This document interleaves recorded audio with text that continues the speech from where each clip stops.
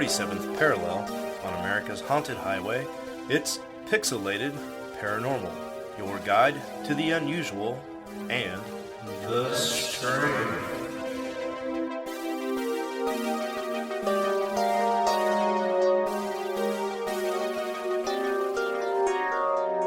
Well, hello everybody, and welcome to episode 202 of Pixelated Paranormal.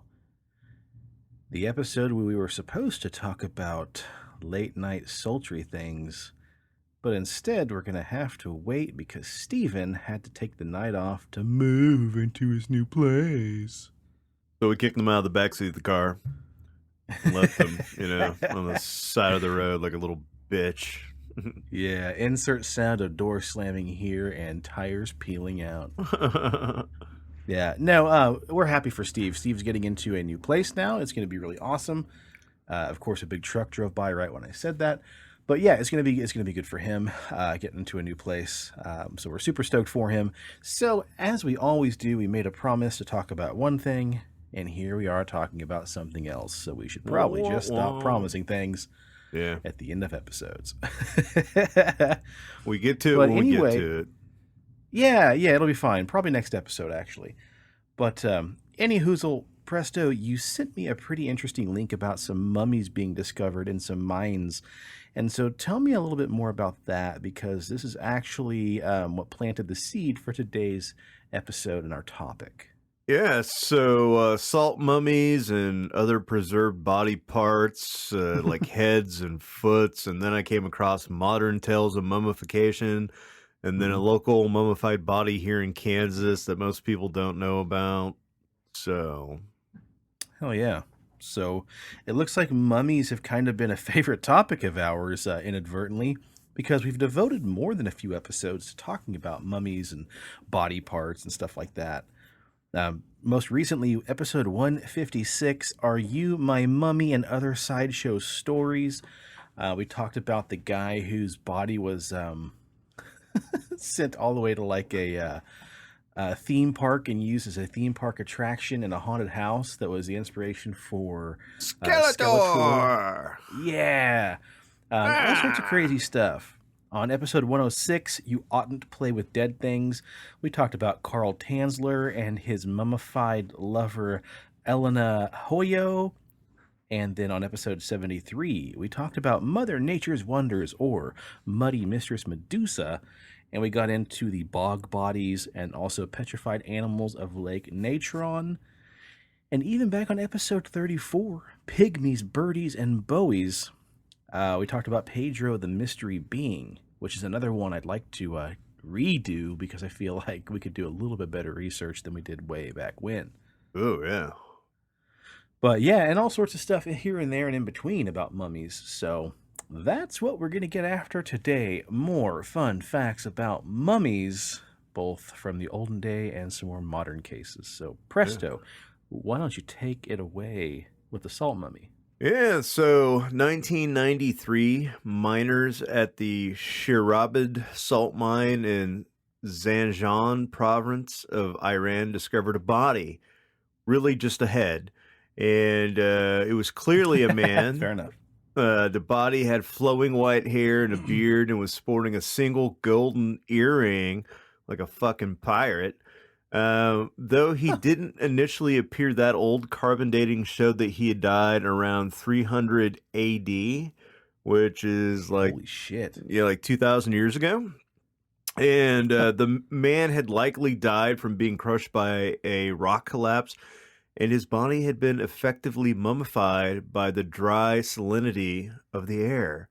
Unlike Egyptian mummification practices where the body was wrapped in fabric and coated in preserving oils, the salt mummy was preserved naturally like a tasty hunk of beef jerky. That's right. The salt from the mines leached the moisture from his skin, leaving behind his dried remains. Due to the lack of fresh air and the layers of salt in the mines, the body had gone underserved for centuries and was extremely well preserved. Since the first salt mummy was discovered, 5 more have been found, all within the same area as the first. The second body was discovered in 2004, only 50 feet from the first one, and 2 more were found in 2005 and another 2 in 2007. One of them was a woman, ooh la la.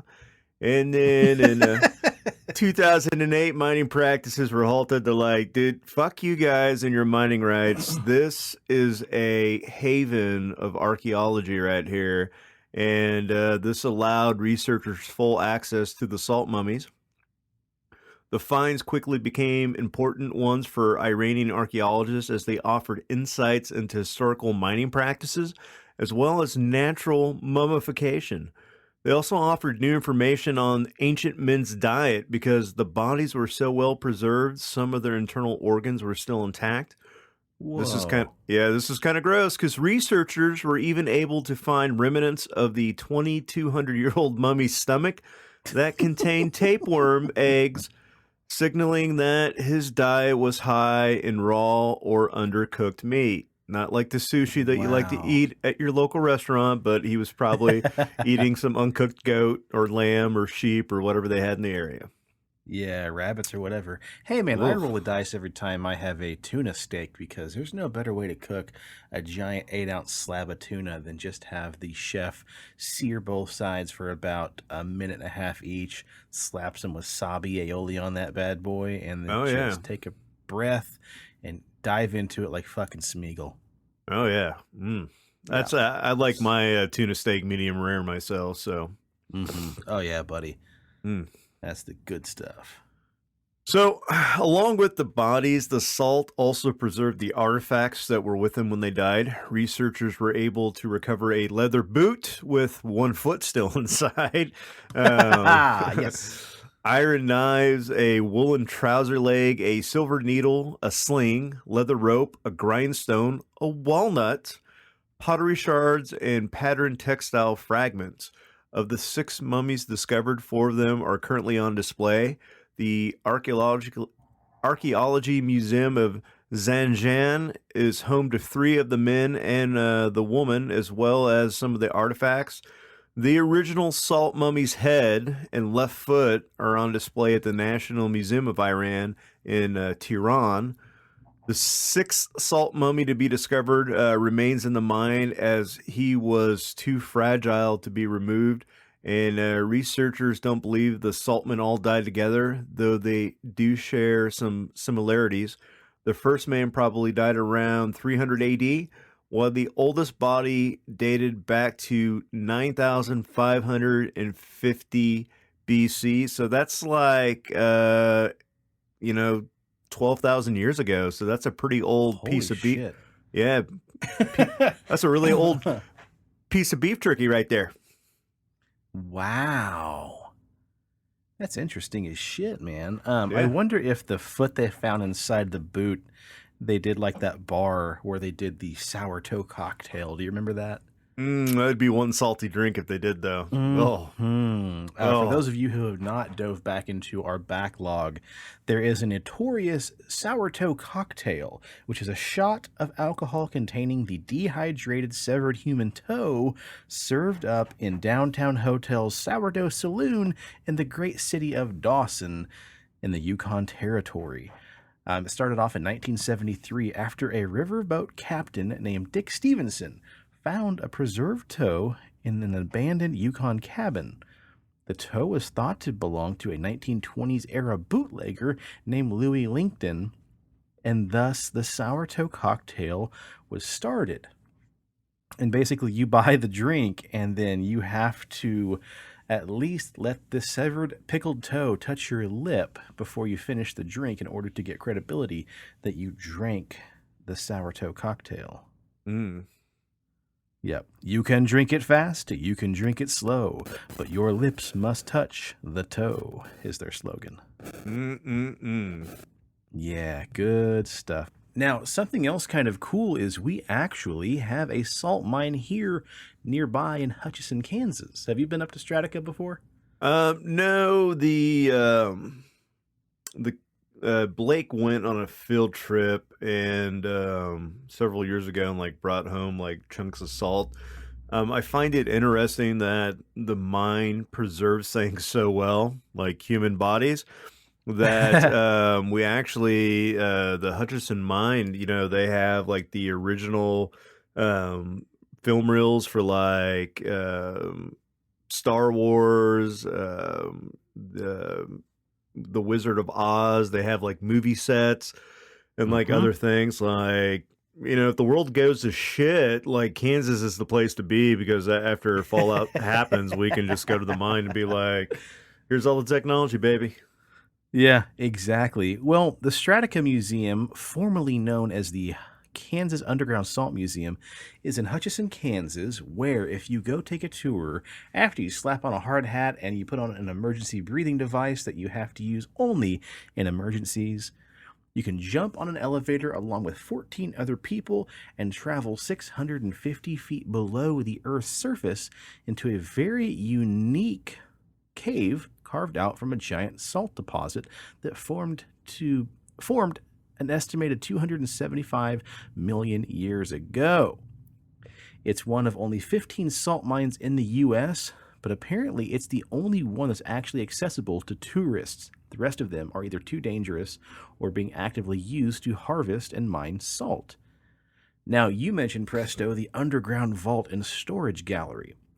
You can go down underneath this salt museum into the salt mine, and it actually houses a small museum where they have original camera negatives of movies like Gone with the Wind and Ben-Hur, as well as several old masters of television TV shows. They also store medical records, oil and gas charts, and many other valuable documents from all 50 states and also foreign countries. And the reason why they use this as a very, very specific storage vault and museum is because the security alone is almost invaluable. It's 650 feet below the Earth's surface with really only one way in. It is a 15-person elevator. So in order for you to steal something, it'd have to be a very long and boring heist. But yeah, it's a perfect setup of humidity and salt content, and the temperature is just perfect for preserving things. Also, like some of the costumes from Batman and Robin, I think, including Batman's suit, Mr. Freeze's suit, as well as some of the costumes from The Matrix and other movies as well. Can you imagine like trying to like heist out of that, and you're like, all right, guys, let's get into the elevator, and then all of a sudden it's like dun dun dun dun dun dun dun, like the really bad elevator music, and you're sitting there looking at your watch, you're like, yep, it's gonna be a long ride down. Yeah, no shit. Police are just impatiently waiting at the top, tapping their feet after you have to go down that stupid, it takes a minute and a half just to go down the elevator. Damn. And then 2,000 years from now, you're going to find the preserved corpses of, bandits and robbers who are stuck in little random catacombs. Well, you mentioned that this kind of sets aside from normal Egyptian mummies.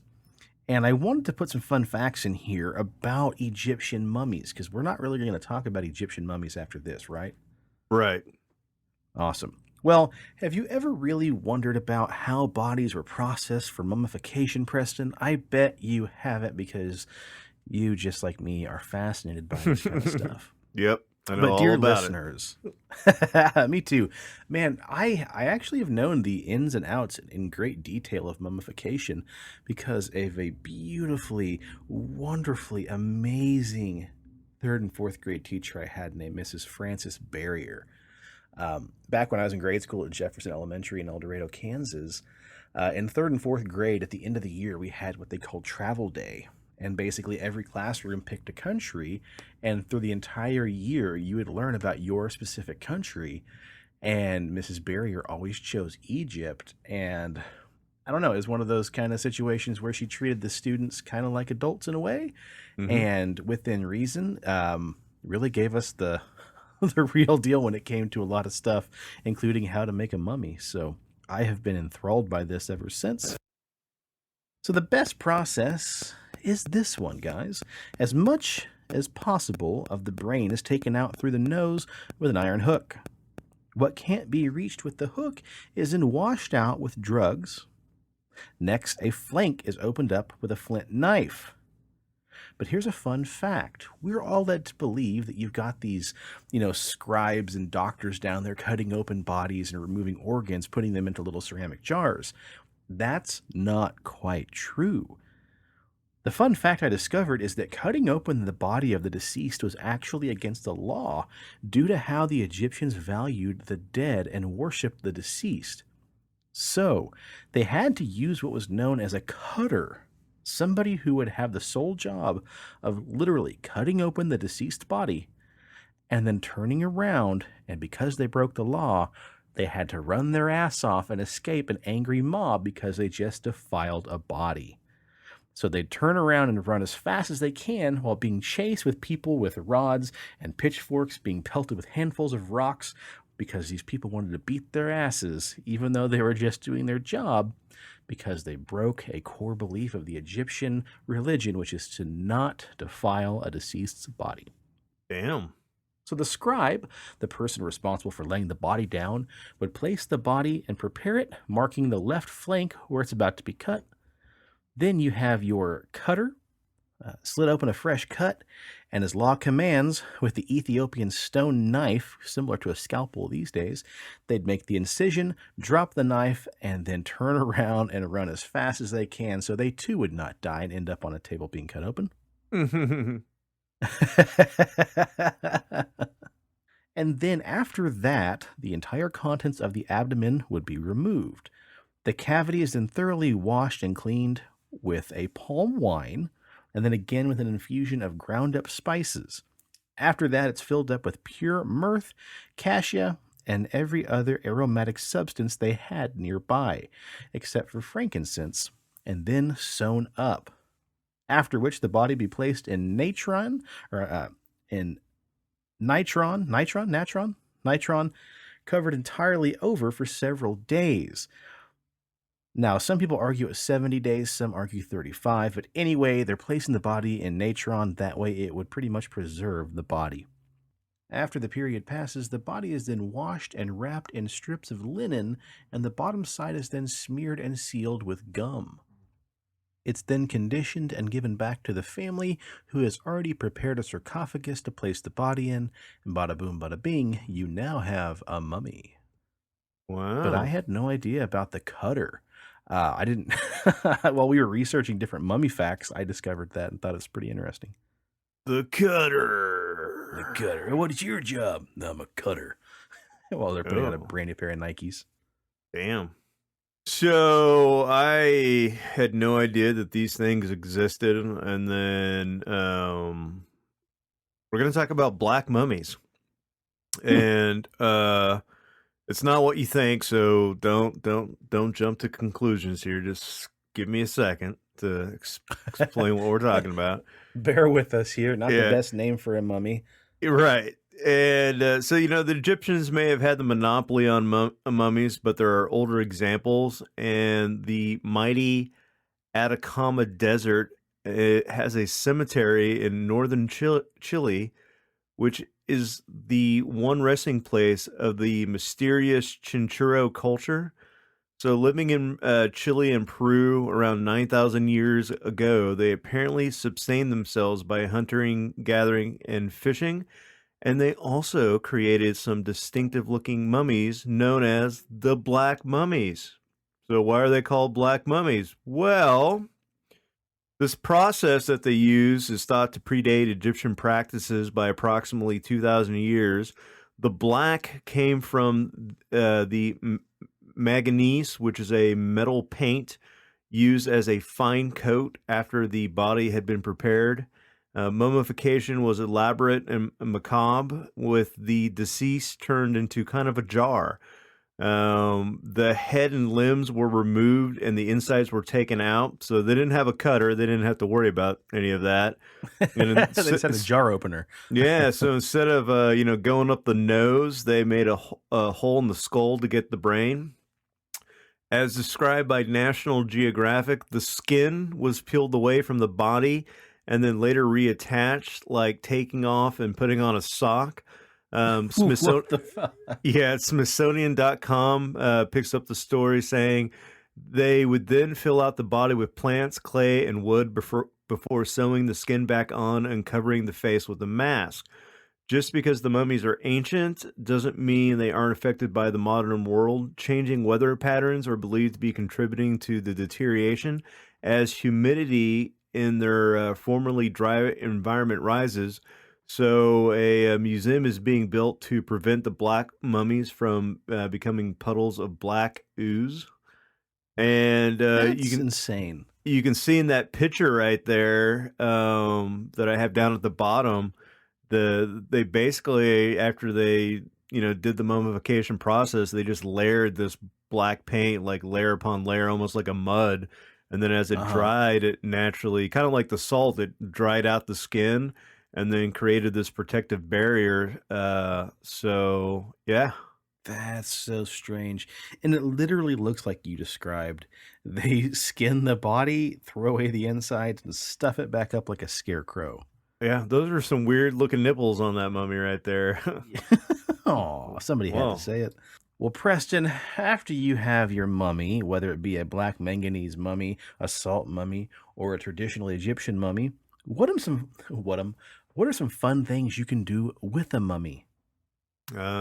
I don't know. Carry it around with you, show it off to all your friends at a dinner party. Like Weekend at Bernie's. Yeah, unleash a curse on the world. I mean, there's tons of stuff you can do. That's true. Well, we've already clearly established that much of ancient Egyptian culture revolved around life after death and preserving the body afterwards. So why not, in this day and age, completely disregard their precious beliefs and turn their precious dead corpses into a public spectacle, eh? Because that's what we do, because we're all just a bunch of bastards.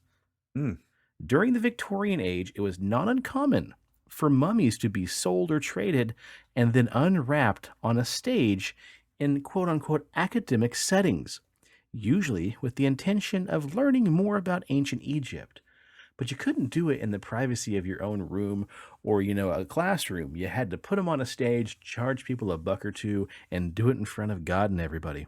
Jerry, what are you doing this evening? Well, Tom, I'm going down to the museum to watch them bust a tut.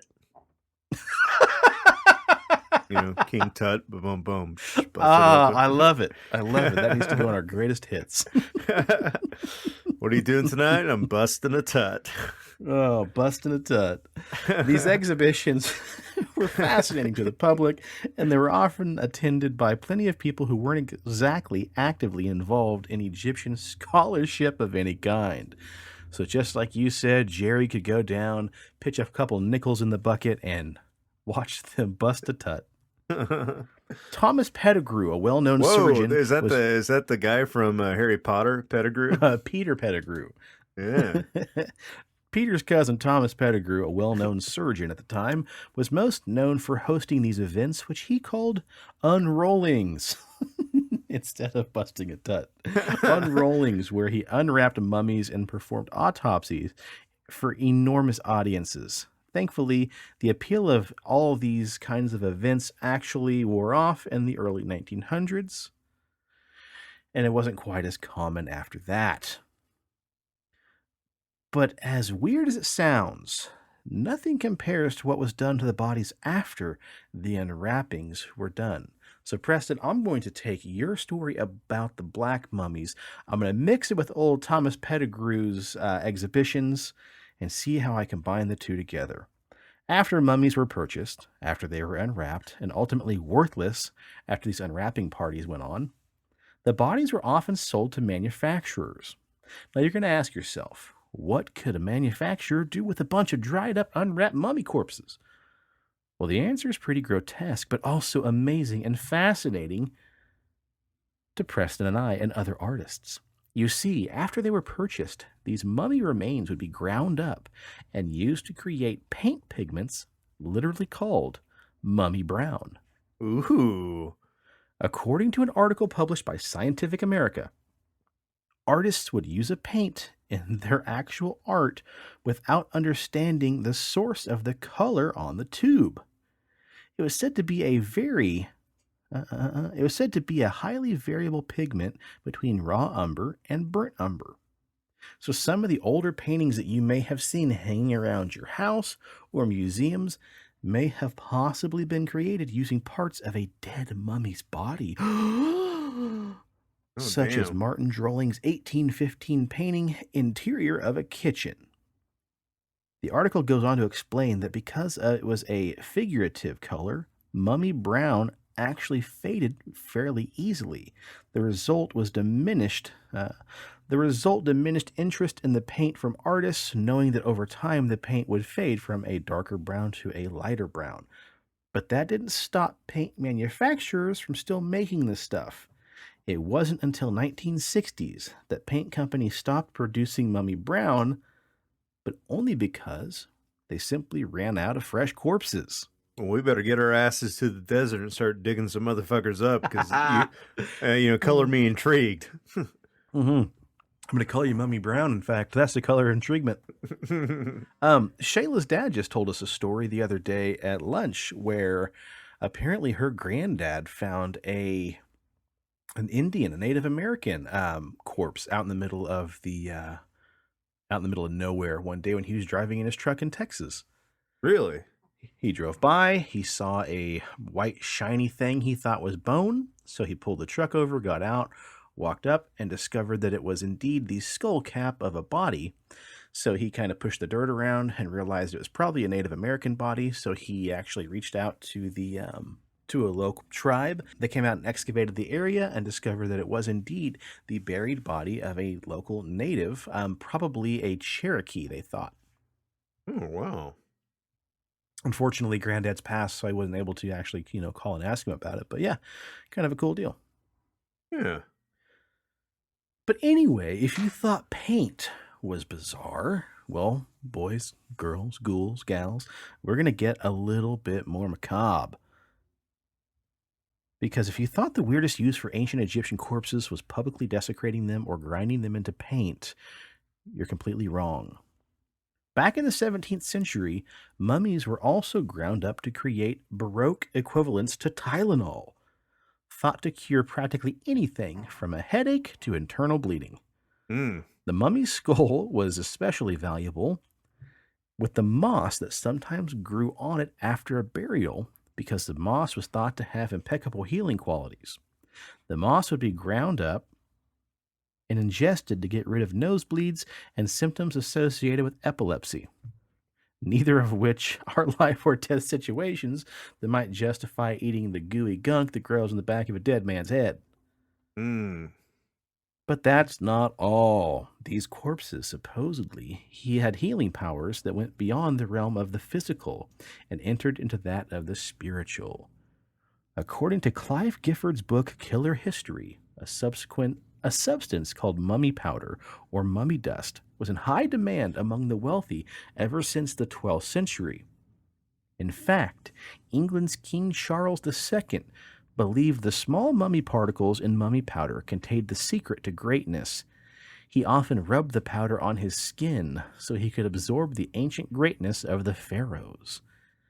Meanwhile, a few hundred years earlier, France's King Francis I drank a mix of dried rhubarb and mummy powder every day because he thought it kept him strong and safe from assassins trying to take his life. Mm-hmm. Yeah.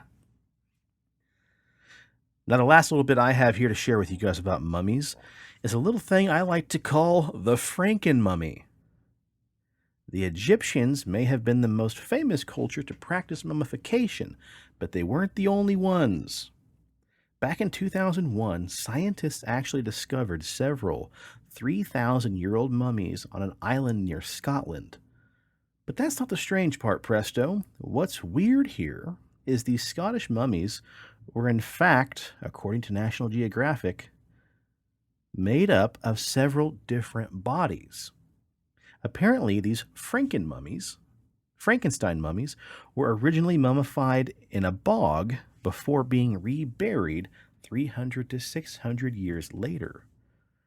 Researchers have opinions on what exactly occurred here, But essentially, after doing autopsies on the bodies, people discovered that you may have, the torso and head and arms of one body, but then you would have the legs and bottom half of the body of a completely different person. Sometimes they were mixed between both men and women in one body.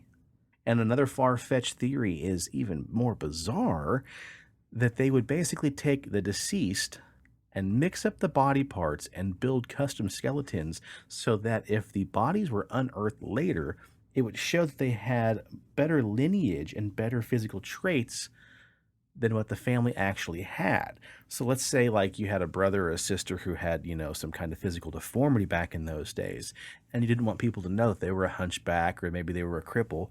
So after they died, you would get rid of the bad body parts, replace them with better body parts, and then you could be like, oh, no, Terry wasn't a two-headed hunchback, look, and you could exhume the body and show them the skeleton showing a very healthy, normal human skeleton. But that's not the weirdest thing families do with their deceased. Presto, why don't you tell us a more modern story about Rosalia Lombardo? Yep, Rosaria Lombardo is the mummy of an Italian girl who died of pneumonia at the age of 2 years old. It is said that her father was so devastated that he approached a very famous embalmer, Dr. Alfredo Saliafia, to preserve her body. Yeah, not bad. And we're getting better at this pronunciation shit, right? Yeah. No, we're not. No, we're not. The body is so well preserved that it seems she's only sleeping and thus has earned her the nickname of Sleeping Beauty. Her technique of her preservation remained a mystery for over 90 years until it was discovered that she was vaccinated with formalin, zinc salts, alcohol, salicylic acid, and salicylic acid and glycerin. And when you look at the photo that we'll include in the show notes, like, holy shit, that body is like super well preserved. Like, wow. Yeah, it's bizarre. I'm trying to think of the catacombs she was taken to, because pretty much roughly shortly after she died, her body was then rushed to the Capuchin catacombs in Sicily. And due to just the climate of the catacombs and that bizarre cocktail that, remained a mystery for like, what'd you say, about 100 years? Yeah, like 90 years. Yeah, it all prevented the growth of mold. And then the magic ingredient zinc gave the body its rigidity, essentially turning the whole thing into wax. Ugh. Which is probably what old Karl Panzler tried to attempt when he made that papier-mâché lover of his. That went very wrong. Yeah. But because of the real nature of the near-perfect mummification of Rosalia's body, some skeptics actually claim that the real body was replaced with an entire wax replica. But apparently they did some x-rays of the body and discovered that for the first time in history, it is indeed not only a skeletal structure, but her organs are also preserved and petrified intact. Her brain was perfectly visible, having only shrunk about 50% due to the strange mummification process that the embalmer did. And back in 2009, a National Geographic documentary had an MRI performed on the body, producing the first 3D images of Rosalia's body, both inside and out.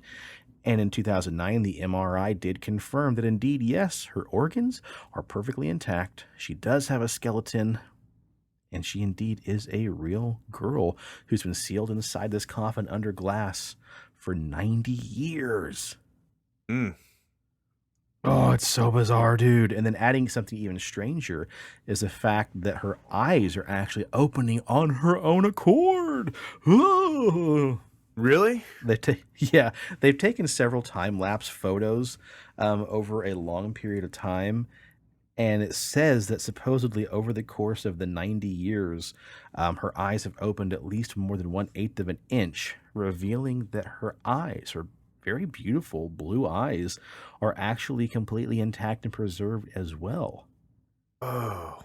Now, it's not ghosts, unfortunately. It's just the fact that over that amount of time, the skin has shrank ever so slightly, thus causing the seal of her eyelids to open and, reveal the actual blue eyes. But If even you though it's an optical illusion, it's creepy. if you go back and look at that salt mummy, that the picture of the head that I posted, I don't know if you can see it on that one, but several of the sites that I looked at, there was one where they had a close up, and you could actually see what looks like a brown eyeball sitting inside that mummified head. Like the salt preserved it so well that Yeah? Oof.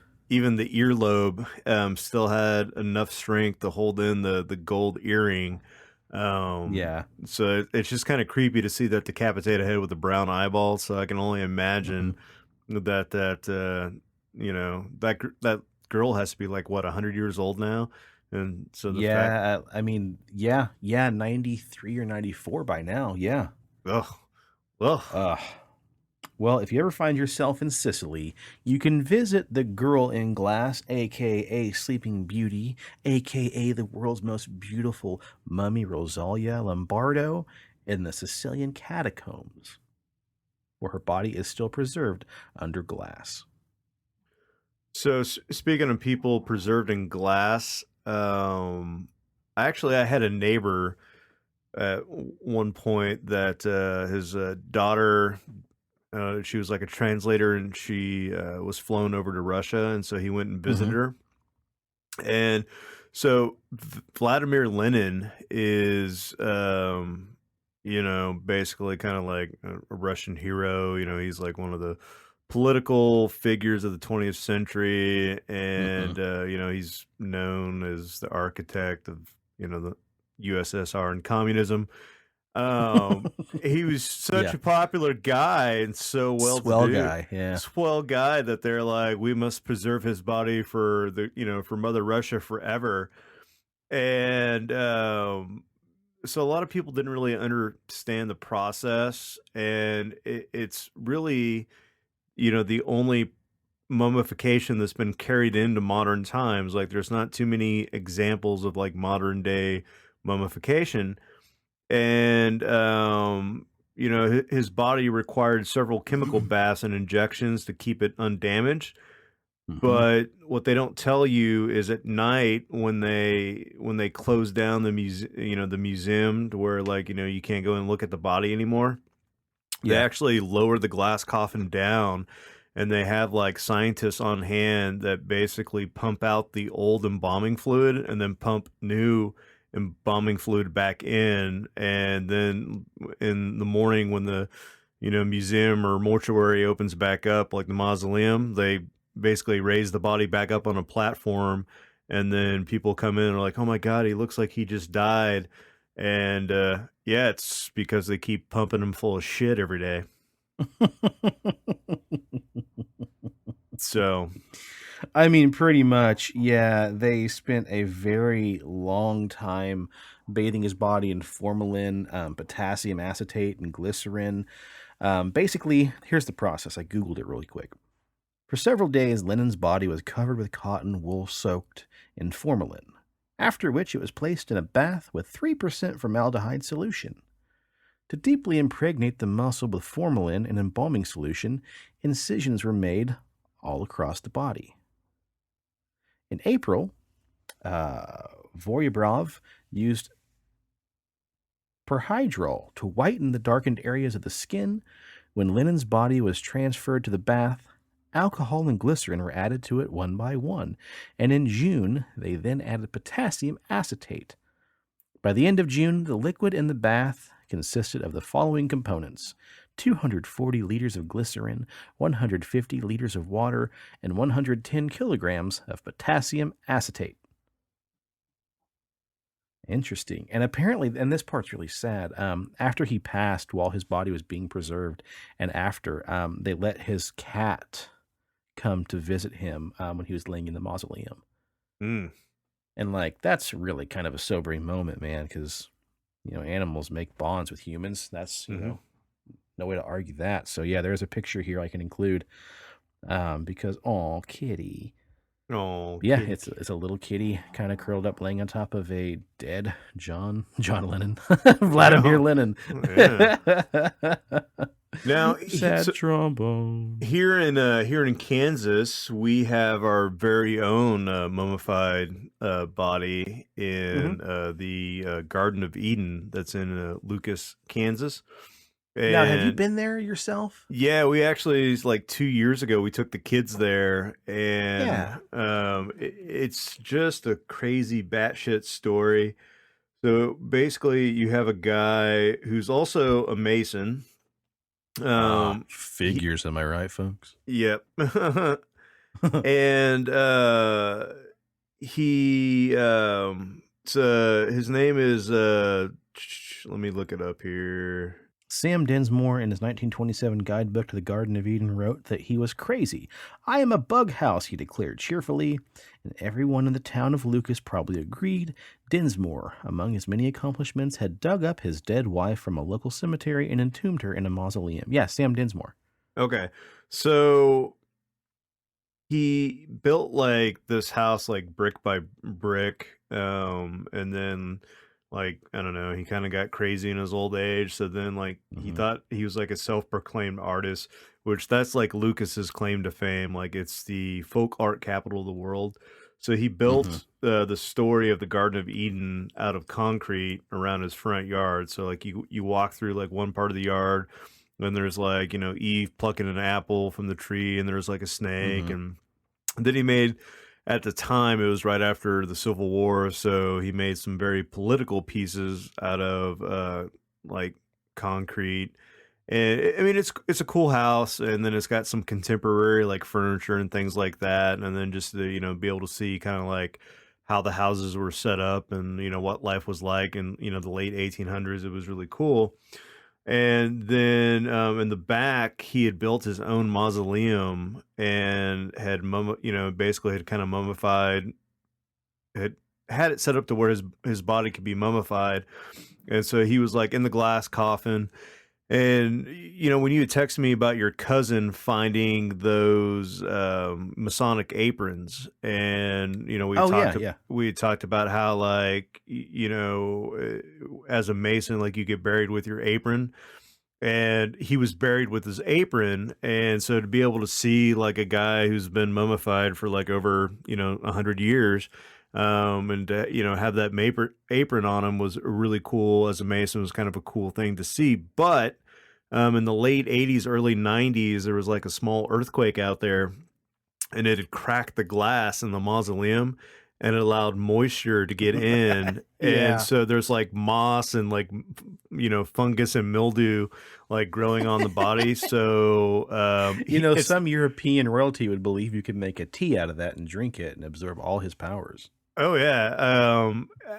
He doesn't look like a good mummified body though, so it's not like a really good example of how Kansans mummify people.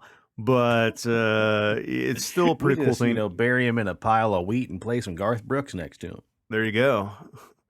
But it's a cool little place to go check out, and the fact that it's kind of one of those other kind of modern day mummifications.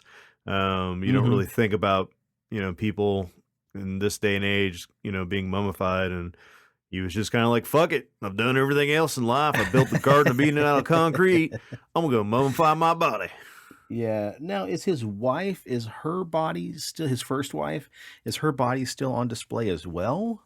No, it's just him inside the mausoleum. Now there's like a separate mausoleum, but it's like, you know, it's not open to the public, and I don't think that casket's made out of glass. So I think it's either made out of concrete or it's in like a wooden coffin encased in concrete. So yeah. It says here from roadsideamerica.com, the tour ends as it did when Dinsmore was alive, inside his 40-foot tall limestone mausoleum. Dinsmore is entombed above his first wife. Oh, so maybe she's laying underneath him? Huh. Oh. In this photo op concrete coffin beneath a glass lid. And then this girl says, for more than 70 years, he looked pretty good. But the glass is cracked in the early 21st century, and air and moisture got in, so Dinsmore's face now is a greenish blob. I've had some people complain that this is exploitation, letting people take photos next to his dead body. But I'll say this. This is what he wanted. He put it in his will that he wanted people to come see him. He wanted to be a permanent part of his artwork. Damn, so you got to see his face then, huh? Yeah, you get to see his face, and he's still, he's still buried in his best suit, even though it's kind of a little mildewy. He's got his best Sunday suit on. There you go. There you go. Well, I need to go there. You need to. Morbid curiosity has got the best of me. Well, let's wrap this up with a modern mummification that takes place over in Japan. Because sometimes, dear listeners, mummy life doesn't choose you, but instead you choose mummy life.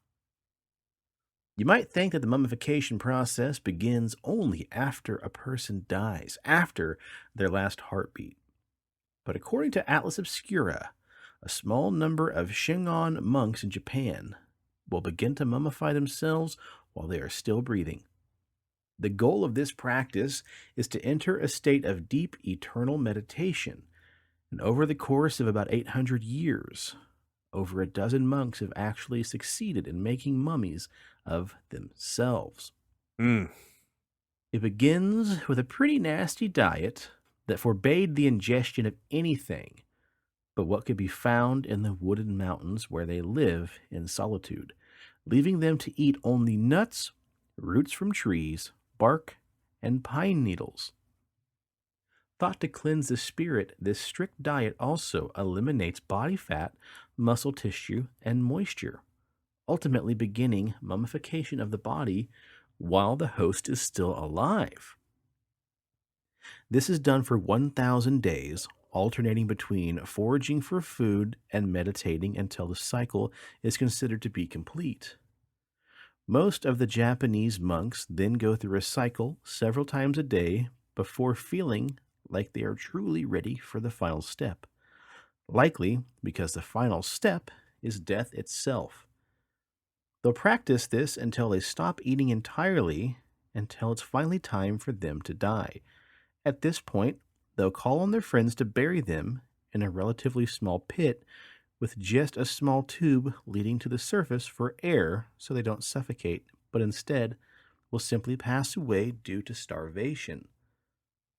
The process still is far from over.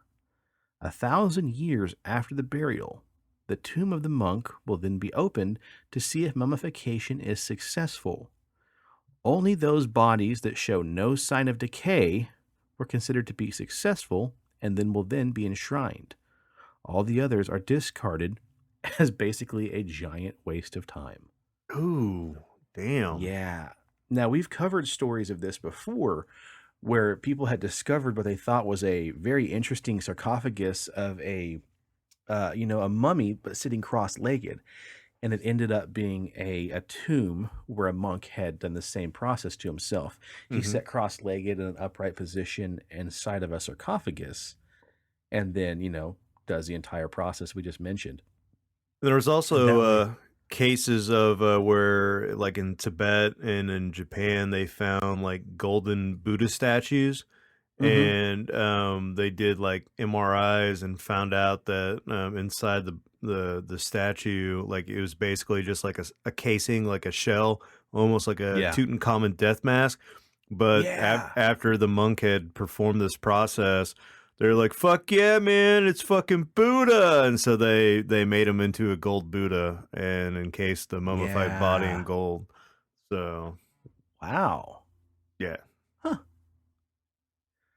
Well, there you go, folks. You had a little history lesson, and you learned a little bit about some culture today. Yeah. This is what you get when we have to quickly make an episode in a day. Oh, well, it was fun.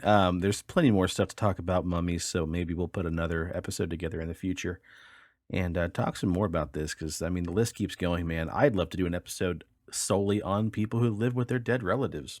Oh, yeah. There was even one there wasn't a lot of information on it, but in like one of the articles, they talked about like in other weird mummies, there was a Barnum and Bailey's like sideshow back in like the late Mm-hmm. 1800s. They had like a bearded lady and she died, so they like mummified like her body and then chopped it off right above the boobs. So they just kind of had like this shoulder and torso and then a bearded head. What? And yeah, With they the just kind of bearded head, yeah. yeah, and they just kind of looked it around, and I'm just like, damn, that's crazy. Like they just you couldn't just take the whole body with you, so you're just like, nah, fucking lop it off here. So this is what people Well, I want to mean, it's see. easier to parade around and display a bust of somebody versus an entire body, you know? Yeah. Huh. That's wicked. I know there's also strange cases in China in certain areas where they have discovered red-headed mummies of people who were clearly not of Chinese descent, but more European, Oh that had red yeah. hair and red beards. Yeah, they had, and actually, in that region, so the Chinese government really doesn't want to talk about it, so that there hasn't been a lot of studies done, because historically, like you think about the Chinese culture, like they were kind of the first ones that had advanced technology. So they had like Yeah. rockets, they had gunpowder. And they even like the tomb of the first emperor that we kind of covered on an earlier show, like all the booby traps and everything that was inside. That's what I You know, said, booby traps. yeah.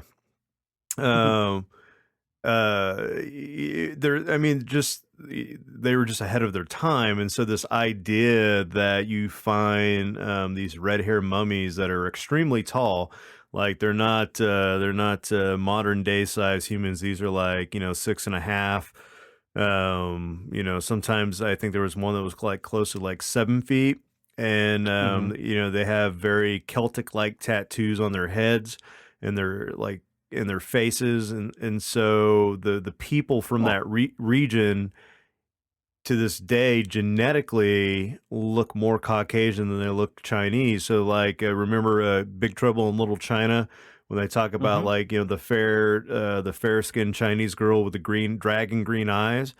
The people in Yeah. this region have very much those features, and then there were reports of and like the right after like World War II, when you had pilots flying overhead, like looking for like Japanese and things like that, there were reports that they found like certain pyramids, like white pyramids, but the description would match something like from maybe like Mexico or like the Aztecs, and the Hmm. Chinese government just kind of shut it down because it's like, nope, Chinese have always been in China, China number one. So Whoa. the science behind it really gets kind of pushed off to the side because just that just the folklore and the history behind the Chinese people, the government has pretty much written it in a certain way and they want it to leave it that way. So the fact that you have these red hair mummified bodies, they're like, nope, don't know what the fuck you're talking about, don't know where those bodies went, never seen them. Huh. I mean, we have pictures of them, and people have done studies before the government shut it down. So it's like, come on, China, Yeah. get your shit together. Interesting. Huh. How bizarre. I'm a history nerd. Sorry. Yeah. Hey, that's cool, man. Maybe we can do some digging on that and talk about that more. Oh yeah. Well, let's get out of here, shall we? Everybody, check us out on Instagram, PXL Paranormal. Check out the Facebook page, The Pixelated Paranormal Podcast. Check out 13 Nightmares. We got a couple more episodes coming out on that, hopefully very soon.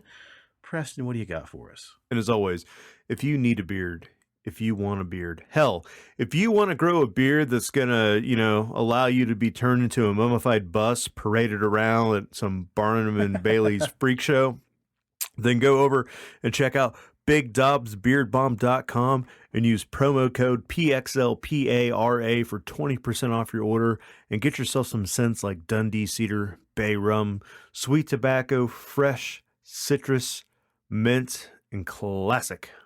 Hmm.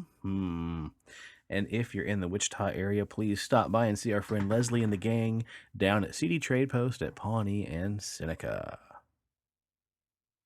All right, I think that about does it. On behalf of Steve, I'd like to say cheers to the weird shit in the world and to those of us who love to talk about it.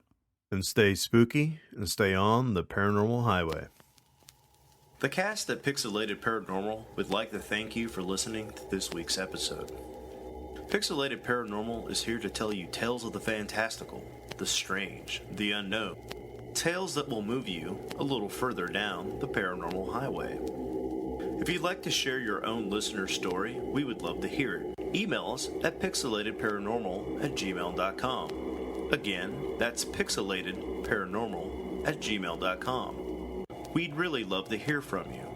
Again, thanks for listening to this week's episode of Pixelated Paranormal, your guide to the unusual and the strange.